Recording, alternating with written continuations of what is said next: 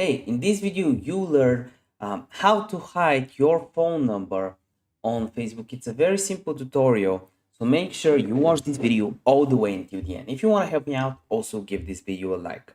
The first thing you want to do is go on the App Store or the Google Play Store, whether you are on an iPhone or an Android device. You want to type in Facebook and make sure it's updated. After that, you want to go on Facebook and you want to go on the settings.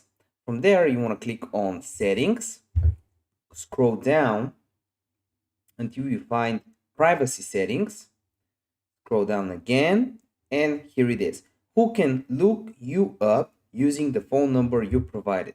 If you had it to everyone, now you want to switch it to only me. That's all you gotta do. It's as simple as that. If this video helped you out, give it a like and see you in the next video.